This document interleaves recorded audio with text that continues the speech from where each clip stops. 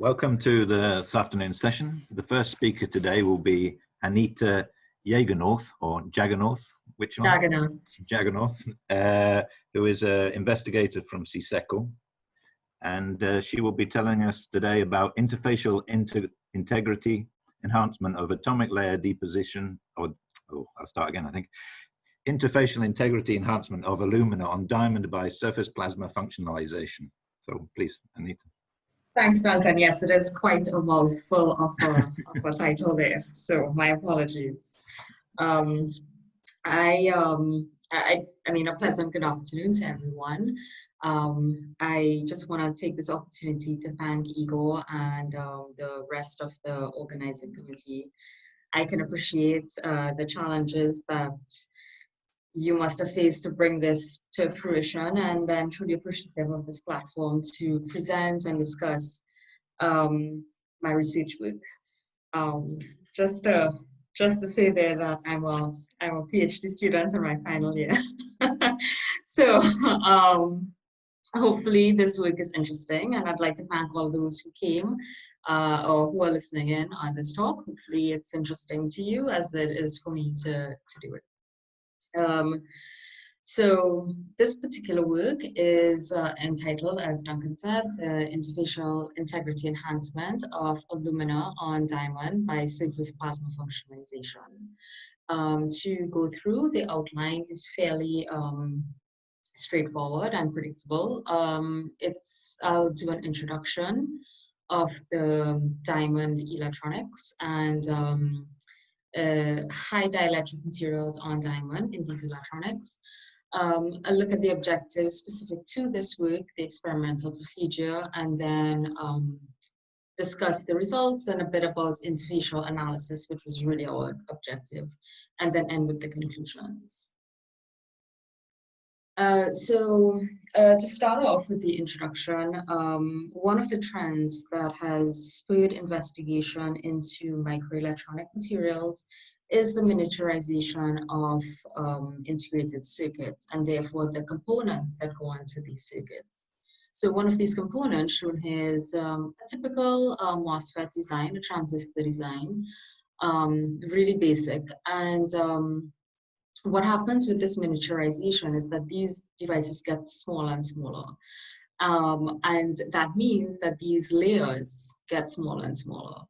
And this gate insulator, this green layer here, that is placed between the gate and the semiconductor, that can get very thin to the point that charges actually leak through the gate, whereas you kind of want it to be flowing in your semiconductor material this direction. So researchers really looked at coming up with designs and coupling of the semiconductor and the high dielectric material. So high dielectric materials such as alumina, if placed in here, if you have a higher dielectric, from this equation, if you have a higher dielectric, but your layer is still getting smaller in terms of its size, you can still control a high charge in that semiconductor. So high dielectric materials are very are researched because of this. And this graph here shows well, that the typical is of course the silicon dioxide used on silicon semiconductors, and alumina, for example, has a high dielectric. And then there's a host of other materials that can be used as a dielectric material, but because of differences in band gap, this is something that plays well with the semiconductor material and should be aptly chosen. Another trend in microelectronics is the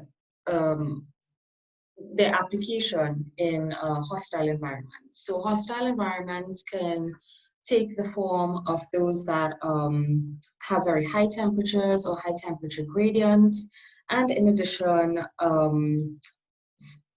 possibly mechanically stressful environments. So I give the examples here of exploration of space in hybrid vehicles or electric vehicles and geothermal exploration.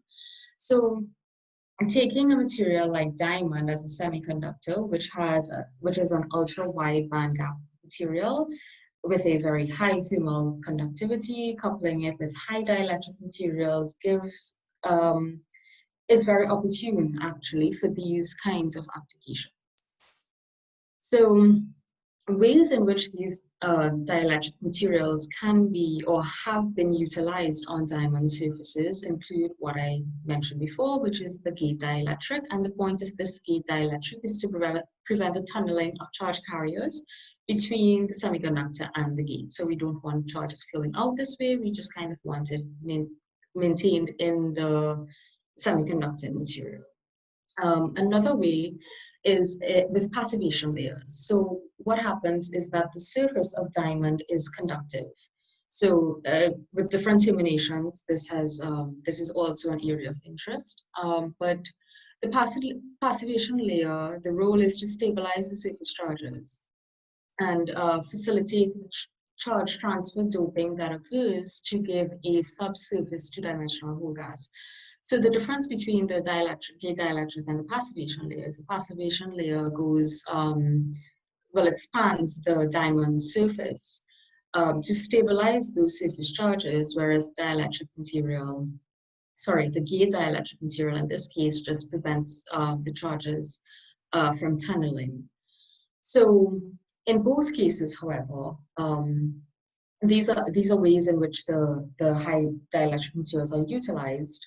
However, it's typical to find that you have the diamond surface and then a passivation layer and then a gate dielectric. So you have a gate stack there to kind of marry both functions of these materials. So this table it just gives an idea, if you just focus on this part really, which is just all the different kinds of high dielectric materials that have been utilized in research for MOS devices, so either transistors or MOS capacitors. And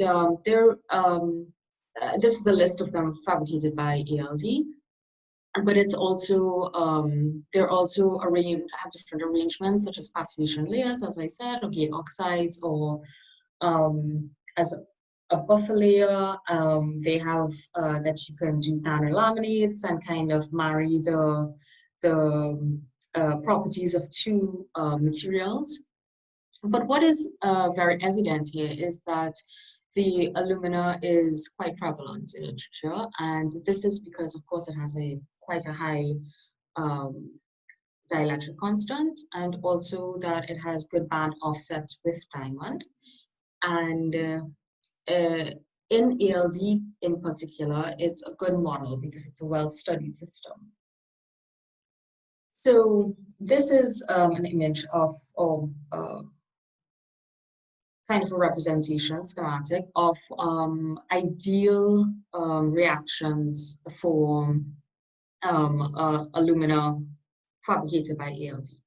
So what happens is that you generally start your surface with hydroxyl groups. This is exposed to trimethyl alumina. In this case, this is the precursor for the alumina.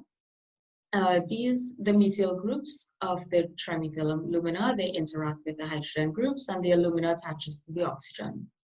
The aluminum, sorry, attaches to the oxygen. In the subsequent purging step, usually done with nitrogen or some inert gas, any byproducts such as CH4 or unreacted precursor is removed from the chamber.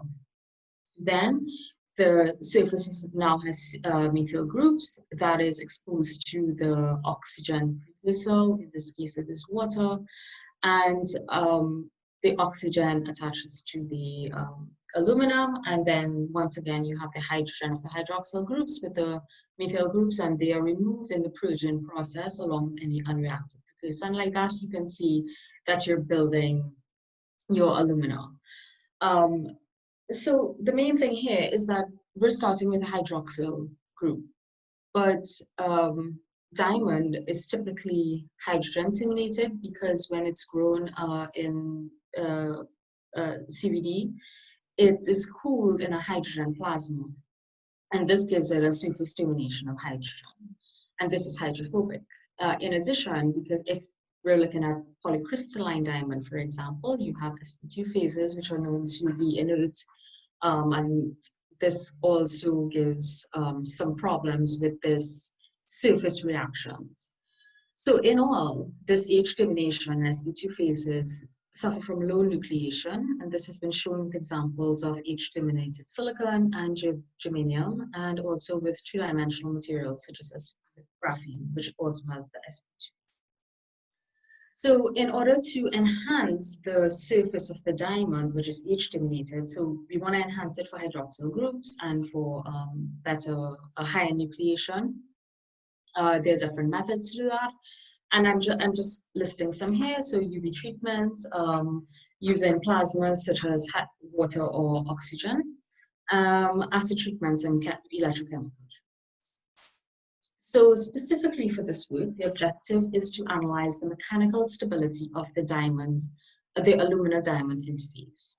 And we want to do that because these have implications for electronics used in mechanically stressful environments, which are those hostile environments.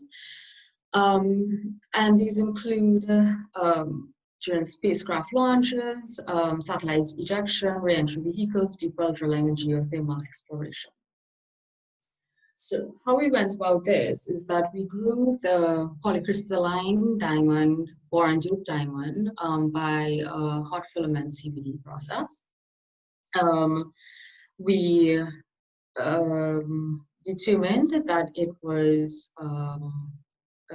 we had a film thickness of about 1.6 microns.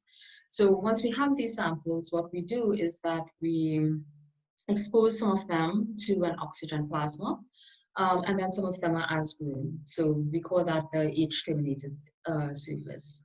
We put them both in the ALD chamber, and we do that process of depositing alumina for 1,000 cycles, which yields film thickness of about 146 nanometers. So to characterize the diamond, we use Raman spectroscopy. So it is polycrystalline. We have this very strong peak of diamond, which is good quality diamond. And then we have graphite phases shown by these peaks, as well as some silicon signals in there. To characterize the differences in the surface, the diamond surface, after the oxygen plasma, which we did for about 10 minutes. So this is the C1s peak for the as-grown diamond, and this is for the oxygen plasma diamond. And the main thing here is this this surface ligand here, and it has a larger contribution in the oxygen surface, as we would expect from the as-grown. Not by a lot, it seems just about 3%, right? So bearing that in mind, then we went ahead and looked at the alumina films on diamond. And in this lower image, you can see here like this kind of amorphous looking, hard looking layer. This is the alumina. And then this, of course, is the polycrystalline diamond. And you can see from these scanning EDS images that we have an alumina layer here by the more intense red areas and the more intense blue areas. They don't look very good on my computer. I hope they're better in yours. This is the carbon from the diamond film. So this is all showing how the alumina is deposited on the diamond. So then we went into the interfacial analysis of using nanoindentation. And this is really to look at the mechanical stability of the interface. So when we plotted the depth of permanent deformation versus the applied loads, which ranged from 5 millinewtons to 150 millinewtons, we saw that this lower one is for the alumina on the oxygen treated diamond surface. And we saw that the plastic deformation was contained in the alumina layer or near the interface. These blue lines here show where the interface is expected with the error. Whereas for the alumina on the non-treated or the as-grown diamond, the deformation runs a further 30 to 140 nanometers. So it's very consistent, and it was a starking difference. And it seemed to us then that the oxygen plasma facilitated an interface elasticity there, which prevented this this strong deformation in the oxygen treated sample. When we looked at the low displacement curves for just the maximum applied force, it was just that the major takeaway from that was that the plastic deformation depth was different, much larger for the green. So the green one is the as grown sample, so it was much larger for the as grown as opposed to the oxygen treated sample. And in general, there weren't any large discontinuities or anything that showed any fracturing, any delamination. So that's quite evident from the graph. But when we looked at the AFM images, what we saw was that in the case of the non-treated sample, the alumina on diamond, we saw this kind of circular buckle, and then, I mean, definite delamination occurring about 1 micrometer from the surface of the diamond, whereas for the oxygen treated sample, you just saw this kind of triangle, which is that Berkovic tip. So delamination is clearly observed on the non-treated, the as-grown sample, and while it was, I mean, not even near it on the other one, like barely a mark. So how did we explain this? So we explained this by these kinds of, because we didn't see it in the low displacement curves. So we explained this by this kind of incipient plasticity is known to occur at times, and it's manifested as minor or nanoscale plasticity events, and these events are unobservable in low displacement curves, or at very high magnifications, then you can see like little discontinuities. So for us, what we think occurred is that this delamination is possibly due to the movement of dislocations or shear-induced localized crack propagation. And it's prevented in the oxygen-treated sample because of the enhanced interfacial integrity and elasticity imparted by this oxygen treatment.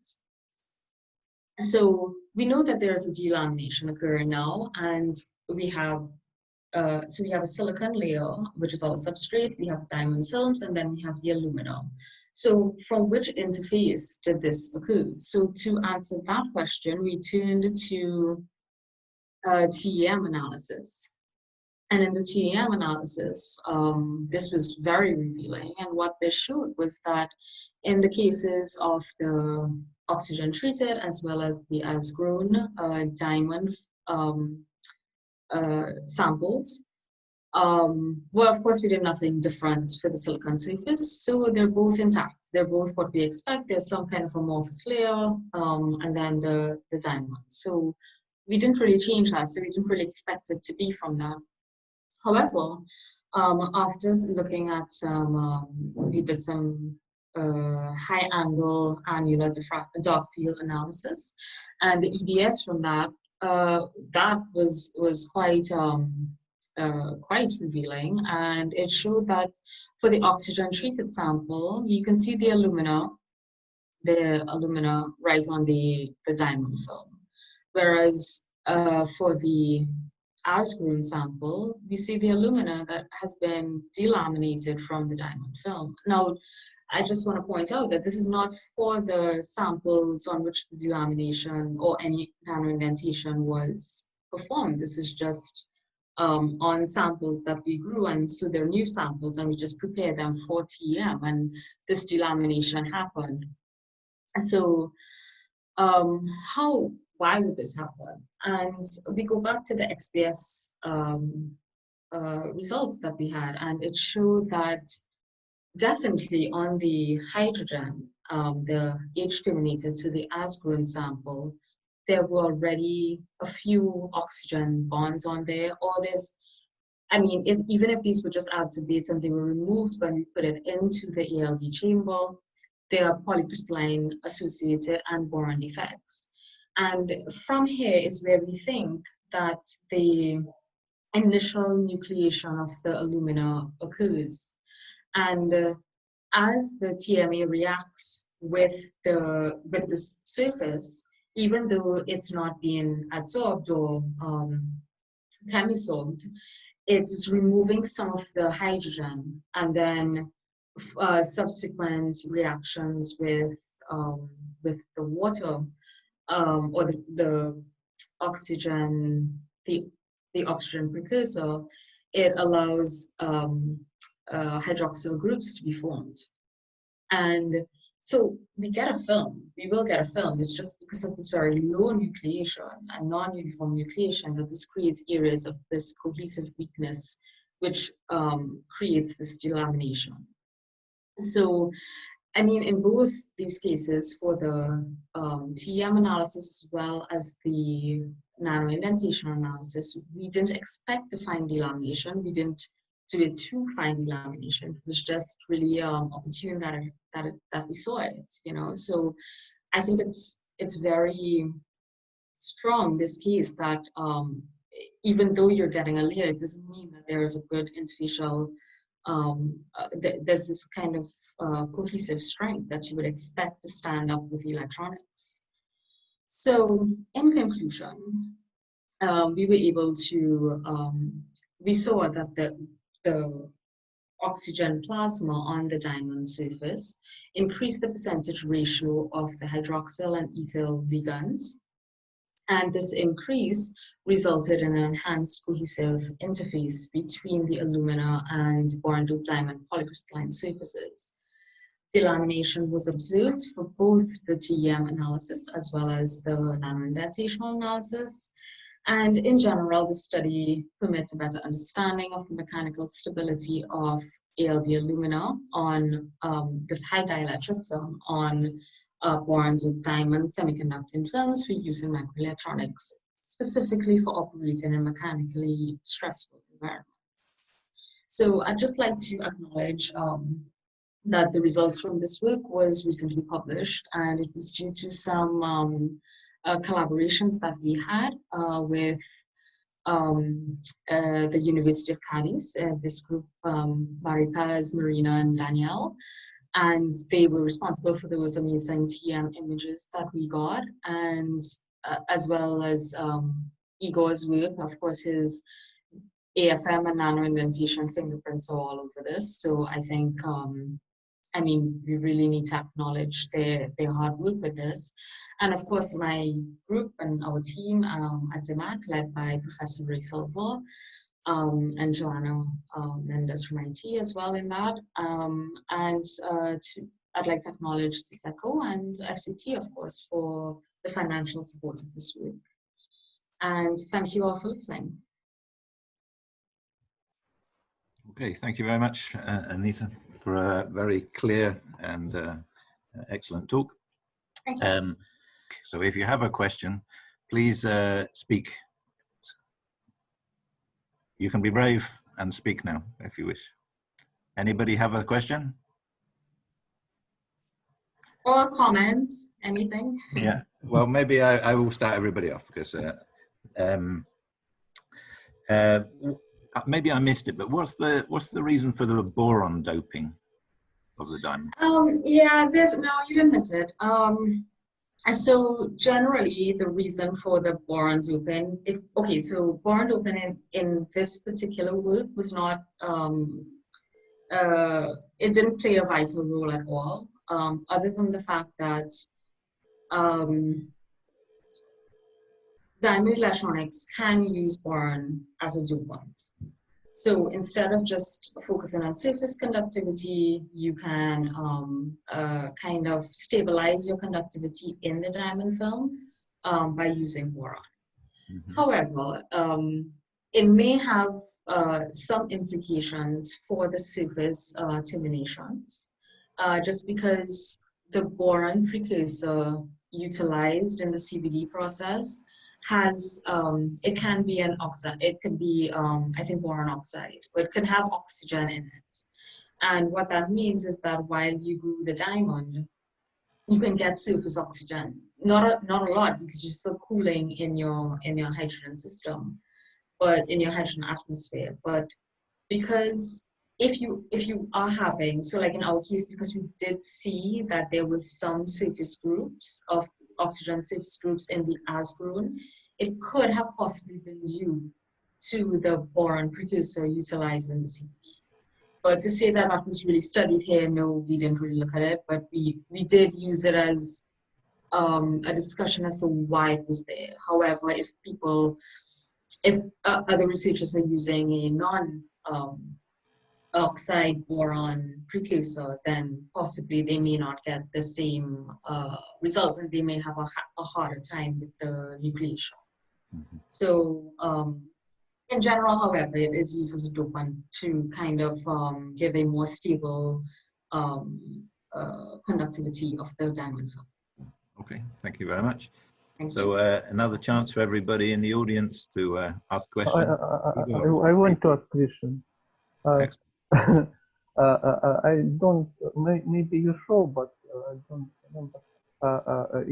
Your film have some texture or random distributed of orientation of grain, and do you do some structure analysis of this film with doping or something? What you may say about structure of your film? About structure, yeah. So structure, orientation, and so on. So, do you have right. So we didn't really look at any specific grain orientations, because we grow the polycrystalline diamond. We just kind of for this week, we just kind of focused that it was polycrystalline, and these are the phases present in terms of the Raman spectrum. But so like just these phases in the Raman spectrum. But we didn't. But X-ray diffraction, you have some results. Right. No. So I didn't do X-ray diffraction on this. I mean, possibly it could have. I don't know. It's dotting. It has some effect, but in any case, it's possible to understand it. Okay, I think it's polycrystal. It's random. It's not a real. Yes, but it is random. But so what happens is when you're doing a surface treatment of the oxygen, you can see with a lot of, I mean, just from literature, we haven't actually done the experimentation, but you can see that how the oxygen is incorporated and what ligands it's incorporated as is dependent on what orientations you have. So for sure, if we have some kind of preferential, some kind of preferential orientation there, that could be very revealing in terms of how we can enhance the oxygen ligands on a polycrystalline diamond surface. I mean, what would really be interesting is to kind of do some simulations, but it's so diverse, these surfaces, you know. So but, I don't know if simulations are there yet. What is substrate you use?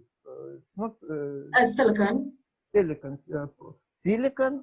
crystal, and you grow directly on silicon, yes? Correct. So we seed it.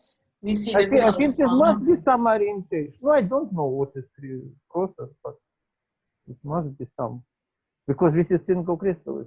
It's oriented. The silicon. In this case, maybe have some. Okay, it's crystal growth condition and absolutely different unit cell, yes, in this case, it's okay. But Yeah. in any case, in my opinion, it's necessary. I don't know. Doping is reflect on X-ray diffractograph because it is very small. What is We didn't measure it. It's very small though. But Yeah. it's possible This one it's but quite it's possible small. to say from, for example, from XP something or something. You know what is doping? But not quite. Structure is not changed. Yes. Yes, if doping is very small. Okay, this is diamond. Yes, I think it's very difficult to high concentrated doping. It's not possible. But no, it is. It's just possible, we didn't do it because we weren't interested in the conductivity for these particular samples because Room it for was a conductivity mechanical study. So, this is okay. Okay, thank you. Thank you everybody for your beautiful Thanks, talk Igor. and the interesting discussion.